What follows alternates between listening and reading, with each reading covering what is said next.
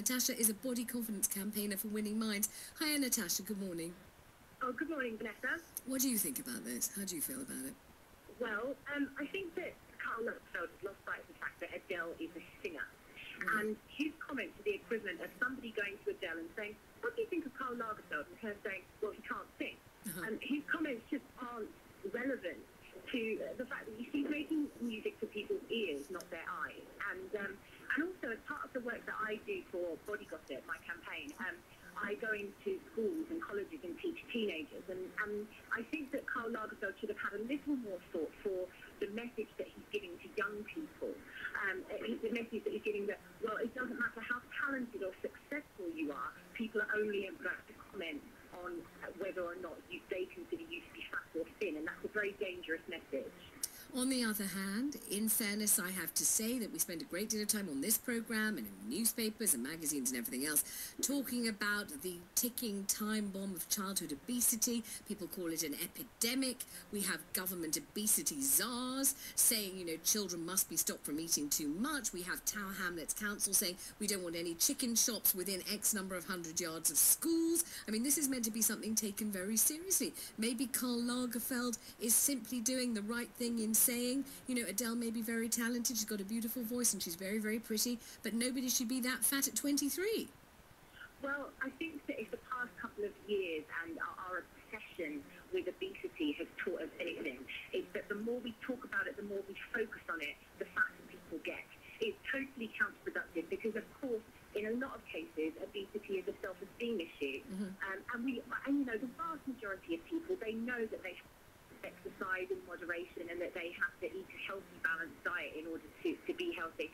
And you know as well that the Centre for Appearance Research down in Bristol recently released a survey which said that we're putting too much of an emphasis on body image and linking it to health. And actually you can't make sweeping judgments about how healthy someone is simply on a visual assessment. It's possible to be a size 18 and totally fit and healthy, which I think is about what Adele is. Do you know anything about whether Adele exercises or not, whether she is fit, whether she eats a healthy diet? Do we know anything about that? Well, what I do know is that 5 minutes of singing is the equivalent of about 30 minutes on a treadmill. So oh, really? I know that her lungs and her heart are very healthy indeed. Oh, that's very interesting indeed. Let me ask you about something you just said, Natasha. You said obesity is very often a self-esteem issue. Now, some people will think, no, it's not. It's a greed issue. It's a laziness issue. It's a lack of discipline issue. Being obese just means you eat too much and probably of the wrong things and you don't burn enough calories. Self-esteem has got nothing whatsoever to do with it.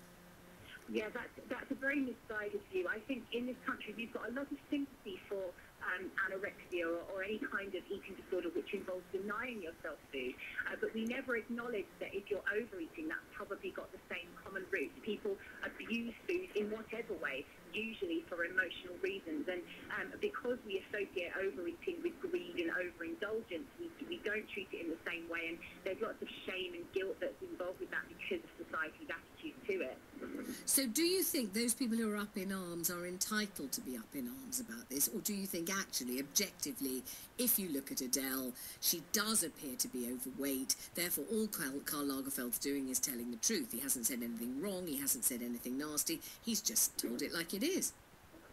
Well, he's judged her by the fashion industry standards, which is a little unfair because she's not a model, you know, and also I'm very, very grateful for the existence of Adele. At Body Gossip, we always talk about the spectrum of beauty, and we say there's more than one way to be gorgeous. And in my class, I ask my students, who thinks Kate Moss is pretty, and all the hands go up, and then I say, who thinks Adele is pretty, and just as many hands go up, and I say, well, that is the spectrum of beauty. It's possible to hold in your head the idea that two people that look totally different are both absolutely gorgeous. I mean, but I wonder if this is beside the point. You see, Adele, I think most people objectively would say, is very, very pretty indeed. She's facially incredibly fortunate. She's got a beautiful looking face, and I think, you know, if you asked photographers, if you asked artists, if you asked fashion directors, if you asked the man and woman in the street, they would say that Adele's face really does fit our idea of what is beautiful. She has incredibly beautifully etched lips, big eyes, you know, high cheekbones, and I've seen, in fact, I've met her and had a good chat with her only a couple of weeks ago, and she is quite, you know, arrestingly beautiful. But what if she were not?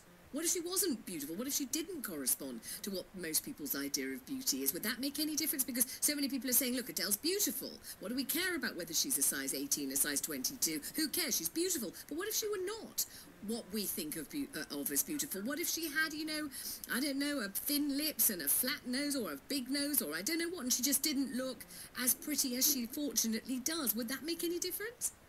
Well, I think unfortunately it would. And Vanessa, I'll tell you very briefly something that happened to a friend of mine. My friend is a straight size model. She's 5'6", and incredibly beautiful. She was walking down the street and a scout from the music industry walked up to her when she was walking down Oxford Street and said to her, "Excuse me, can you sing?"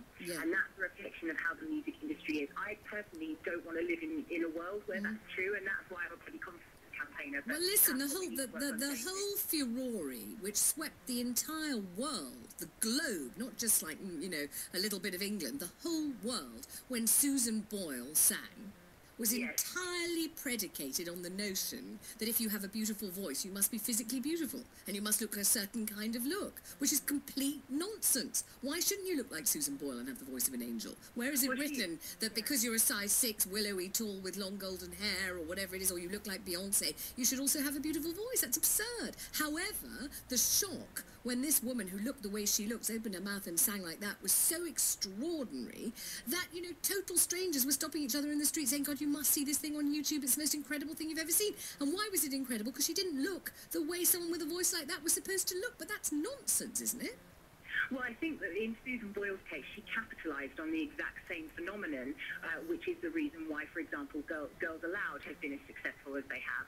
I think that people probably put an extra 15% goodness on her voice, if that makes sense. So she's a very good singer, but people probably think she's a little better than she is because they didn't expect that voice to come out of the body. But this is, I mean, you're plumbing at really integral parts of the way society views women. I mean, it's such a huge issue, Vanessa, as I'm sure you know, and it is something that we need to look at. You want to bet that I know about this because I've